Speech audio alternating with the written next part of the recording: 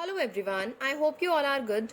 Welcome to my channel Shifali online classes. This is Shifali Singh और मैं आज 10th क्लास के लिए लेकर आई हूँ मैथमेटिक्स का टॉपिक. मैंने कल अपने टेलीग्राम चैनल पर एक पोल करवाया था जिसमें सबसे ज़्यादा वोट्स स्टूडेंट्स ने मैथ्स के सब्जेक्ट को दिए थे कि मैथ्स की वीडियो चाहिए उन्हें आज. तो आज मैं मैथ्स की वीडियो लेके आई हूँ आप लोगों के लिए. आज हम टॉपिक करने वाले हैं ट्रिग्नोमेट्रिक का. ठीक है. Trigonometric ratios of some specific angles. यहाँ पे मैं आपको ये बताऊंगी कि जो टेबल स्टूडेंट्स को लर्न नहीं होता है उसको लर्न करने की एक ट्रिक होती है. अगर आप लोग वो सीख लेते हैं तो आपको पूरा टेबल लर्न नहीं करना पड़ेगा. बट बिफोर दैट टेबल हमें कुछ बेसिक्स क्लियर करने हैं यहाँ पे. तो सबसे पहले तो यहाँ पर लिखा था trigonometric ratios of some specific angles. तो यहाँ पर अगर मैं आपको बताऊं तो ट्रिग्नोमेट्रिक की जो वैल्यूज हैं आपके 10th के कोर्स में वो सिर्फ और सिर्फ फर्स्ट क्वाड्रेंट में आती हैं. ठीक है. फर्स्ट क्वाड्रेंट मींस हमने कार्टेशियन प्लेन, अगर आप 9th क्लास में कार्टेशियन प्लेन आपने पढ़ा होगा तो आपने उसमें देखा होगा there are 4 quadrants on a Cartesian plane. अब आपका जो 10th क्लास है इसमें आपका सिर्फ और सिर्फ फर्स्ट क्वाड्रेंट के ही एंगल्स आते हैं. दैट मीन 0 to 90 डिग्री के बीच में. तो आपकी वैल्यूज जो होंगी ट्रिग्नोमेट्रिक रेशियोज के अकॉर्डिंग वो भी सिर्फ 0 degree, 30 degree, 45 degree, 60 degree and 90 degree पे आएगा. अब बात करते हैं कुछ इंपॉर्टेंट फॉर्मूले की बिफोर टेबल. ओके. कुछ फॉर्मूले हैं, अगर आपको ये नहीं पता है तो आप टेबल पे नहीं जा पाओगे और आप टेबल की ट्रिक को नहीं समझ पाओगे. तो देखिए सबसे पहले तो आपको साइन ए पता है.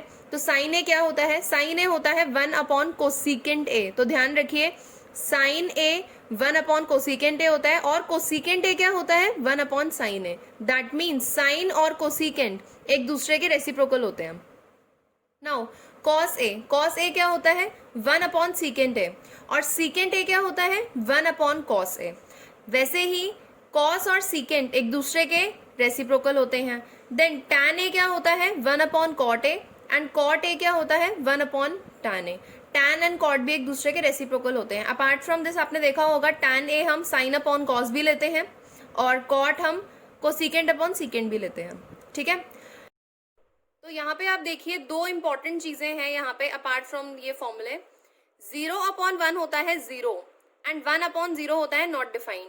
इन दो चीजों का ध्यान रखना क्योंकि अगर 0 अपॉन 1 आपने नॉट डिफाइंड लिख दिया और 1 अपॉन 0 0 लिख दिया तो यहाँ पे मिस्टेक हो जाएगी. तो इस चीज का आप ध्यान रखना. ठीक है.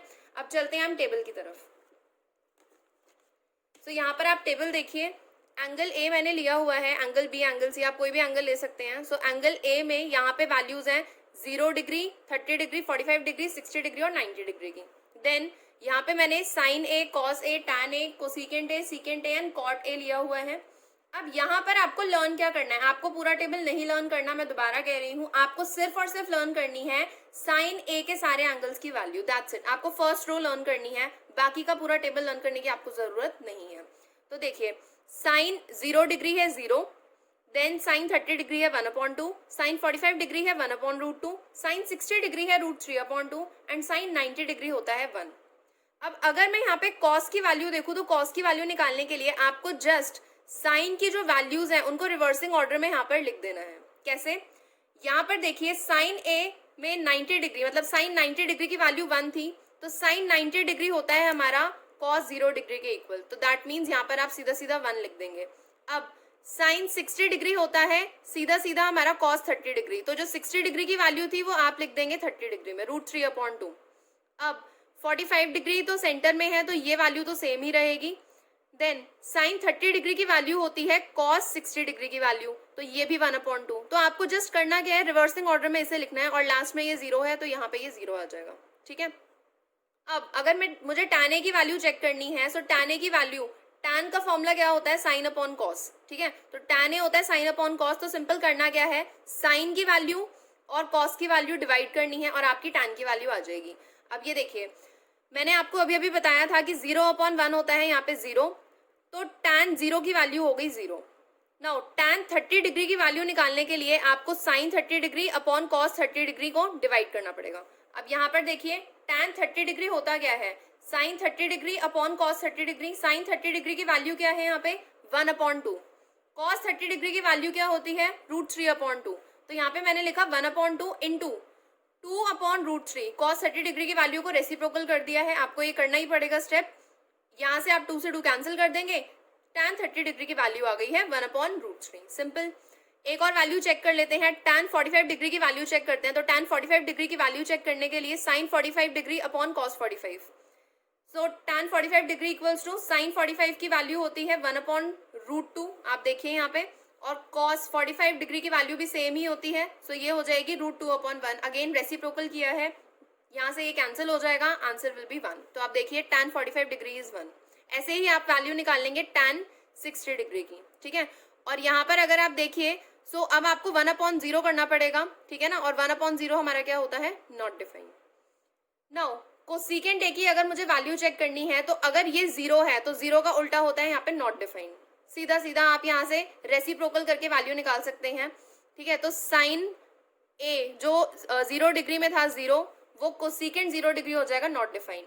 आपको करना क्या है, हमने देखा था साइन ए और कोसेकेंट ए एक दूसरे के रेसिप्रोकल होते हैं, तो जो भी वैल्यू साइन की होगी कोसेकेंट में वो वैल्यू रेसिप्रोकल होकर आएगी। देखिए साइन 30 डिग्री की वैल्यू होती है 1/2, तो कोसेकेंट 30 डिग्री की वैल्यू होगी 2। रेसिप्रोकल करना है जस्ट, 1/√2 का हो जाएगा यहाँ पे √2 ओनली, एंड साइन 60 डिग्री की वैल्यू √3/2, तो ये हो जाएगी 2/√3, एंड कोसेकेंट 90 डिग्री की वैल्यू हो जाएगी 1। अब हमने यहाँ पे क्या देखा था, यहाँ तक देखिए हमारी वैल्यूज हो गई है कोसेकेंट तक की वैल्यूज। हमने देखा था कि साइन ए की वैल्यू जब हमारे पास आ गई थी, हमने कॉस ए के लिए रिवर्सिंग ऑर्डर में लिख दिया था। तो ऐसा आप कोसेकेंट और सीकेंट के साथ भी कर सकते हैं। आपकी कोसेकेंट की सारी वैल्यूज आ चुकी हैं, आप इसे दो तरीके से निकाल सकते हैं। या तो आप कॉस ए की वैल्यू के साथ इसको रेसिप्रोकल करते जाइए, ठीक है ना, कॉस ए की वैल्यू को रेसिप्रोकल कर दो, आपकी सीकेंट ए की सीधा सीधा वैल्यू आ जाएगी। या फिर आप इसे रिवर्सिंग ऑर्डर में लिख दो। कैसे, सीकेंट ए की वैल्यू है तो यहाँ पर आ जाएगा 1, देन 2/√3 का 2/√3 यहाँ पे, देन √2 का √2, 2 का 2 और नॉट डिफाइंड का not defined. That means same आपको अप्लाई करना है ये वाला रूल जो हमने साइन की वैल्यूज देख के कॉस की वैल्यूज निकाली थी, कोसेकेंट की वैल्यूज देख के आप सीकेंट की वैल्यू निकाल सकते हो। अब कॉट की वैल्यू भी निकालने का दो तरीका है, या तो आप कॉस बाय साइन कर सकते हैं, या फिर आप टैन का रेसिप्रोकल कर सकते हैं। तो अगर आप टैन का रेसिप्रोकल करेंगे तो यहाँ पे 0 है तो 0 का उल्टा होगा नॉट डिफाइंड। यहाँ पे अगर ये 1/√3 है तो ये होगा सिंपल √3, रेसिप्रोकल करना है हमें। अब टैन अगर 45 1 है तो ये तो 1 ही हो जाएगा। टैन 60 डिग्री होता है √3, तो कॉट 60 डिग्री होगा 1/√3। देन यहाँ पर इसकी वैल्यू नॉट डिफाइंड थी तो नॉट डिफाइंड का उल्टा हो गया 0। कितना सिंपल था ये टेबल, आपको पूरा टेबल लर्न करने की जरूरत ही नहीं है, आपको सिर्फ और सिर्फ फर्स्ट रो लर्न करनी है। और मैंने जो आपको ट्रिक्स बताई हैं आप वो अप्लाई करेंगे। इवन आप एग्जाम से पहले ही ये टेबल कहीं रफ में बना सकते हैं ताकि आपको एकदम से प्रॉब्लम ना हो। और इवन जब आप क्वेश्चन करेंगे आपको वैल्यूज वैसे भी लर्न हो जाएंगी। लेकिन स्टूडेंट्स को ये टेबल लर्न करना ना बहुत भारी लगता है कि कैसे लर्न करेंगे, क्या होगा, एक तो ट्रिग्नोमेट्री पहली बारी पढ़ रहे हैं, तो इतनी भी मुश्किल नहीं होती है।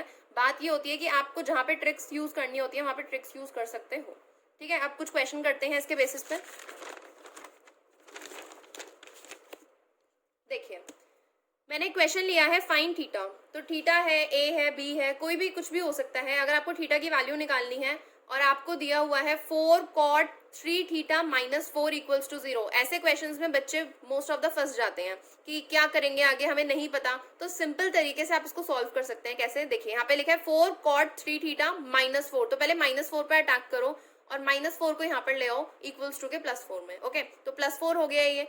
अब यहाँ से आप देखिए cot 3 थीटा में से आप ये 3 नहीं निकाल सकते हो, ध्यान रखो। बच्चे यही गलती करते हैं, वो 3 निकाल देते हैं, यहाँ पे कोई भी नंबर होगा वो निकाल देंगे और उसके बाद उनको प्रॉब्लम होती है। तो आप ये ध्यान रखो कि ये एक तरीके से आपका एंगल है। हमने जो अभी ए पढ़ा था, बी पढ़ा था, ये उसमें cot ए हो सकता है। सो दैट मीन्स आपको यहाँ पे cot ए की वैल्यू कहीं ना कहीं 3 थीटा के अकॉर्डिंग गिवन है।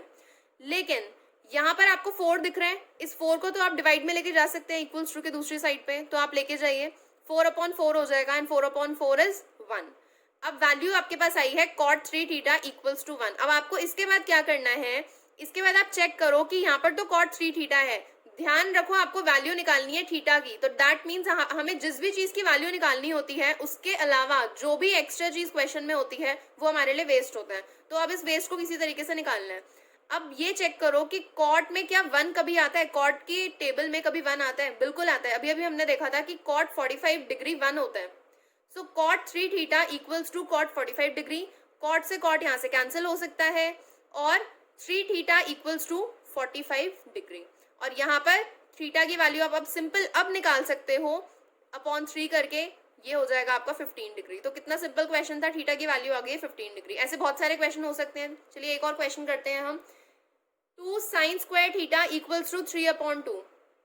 तो अब बच्चे यहाँ पे क्या सोचते हैं कि 3/2 तो कभी वैल्यू ही नहीं आती है। तो वैल्यू आएगी ना, पहले सॉल्व करना तो शुरू करो। आपको यहाँ पे 2 दिख रहा है ना, तो इस 2 को यहाँ पे आप रेसिप्रोकल में लेकर आओ। So sine square theta equals to 3/2 into 1/2। ये क्या हो जाएगी 3/4। अभी भी वैल्यू नहीं आ रही है, अब क्या करें। अब यहाँ पे आपको स्क्वायर दिख रहा है साइन के साथ, साइन स्क्वायर है ना ये, तो ये स्क्वायर आप हटाइए तो जो दूसरी साइड होगी उस पर क्या हो जाएगा आपका रूट हो जाएगा। सो यहाँ पर साइन थीटा इक्वल्स टू √3/4। अब √3/4 में आपको पता है 4 का तो रूट होता है 2, लेकिन 3 का नहीं होता, तो वो √3 रह जाएगा। अब वैल्यू आ सकती है क्योंकि साइन थीटा में √3/2 वैल्यू आती है साइन 60 डिग्री पे। तो sine theta equals to sine 60 degree, sine से sine cancel and theta is the 60 degree. That's it. तो मेन तो यही था कि मुझे आज आपको टेबल समझाना था कि टेबल होता क्या था और टेबल लर्न कैसे नहीं करना है आपको और ट्रिक कैसे यूज करनी है, क्योंकि एग्जाम में कभी कभी ट्रिक काम आ जाती है, कभी कभी आप जब क्वेश्चन सॉल्व करोगे आपको वैसे भी वो डिग्रीज याद हो जाएंगी। सो प्रैक्टिस करते रहिए और मुझे बताना कि वीडियो के कमेंट सेक्शन में कि आपको ये आज की ट्रिक्स कैसी लगी हैं। मैं आपको इसके रिगार्डिंग कुछ क्वेश्चंस अपने टेलीग्राम चैनल पर प्रोवाइड कर दूंगी। सो उसके आंसर्स भी आप मुझे करके देना, ताकि मुझे भी पता चले कि आप लोगों को ट्रिक अच्छी लगी है, प्लस आपके क्वेश्चंस भी सॉल्व हो रहे हैं और ये वीडियो आपके लिए हेल्पफुल रही है। सो वीडियो के कमेंट सेक्शन में जरूर बताना। इस वीडियो को अपने फ्रेंड्स के साथ शेयर करिए जो भी 10th में पढ़ते हैं, ताकि उन्हें भी पता चले कि टेबल इतना भी बुरा नहीं है, बस उसे यूज करने की हमारे पास ट्रिक होनी चाहिए और आपको ईजी तरीके से सारे के सारे आपके क्वेश्चंस हो सकते हैं। सो मिलते हैं नेक्स्ट वीडियो में। और उसके साथ में ही मैंने NTSC पे एक वीडियो डाली थी, अगर आपने नहीं देखी है then link is in the description box, just go and watch it. Okay, so अगर आप मेरे चैनल पर न्यू हैं तो प्लीज सब्सक्राइब कर दीजिए, क्योंकि इस तरीके की इन्फॉर्मेशनल वीडियोस, एजुकेशनल वीडियोस आपको मेरे चैनल पर आगे भी मिलती रहेंगी। सो मिलते हैं नेक्स्ट वीडियो में एक न्यू इन्फॉर्मेशन के साथ, एक न्यू कंटेंट के साथ। तब तक के लिए stay motivated, stay safe and bye.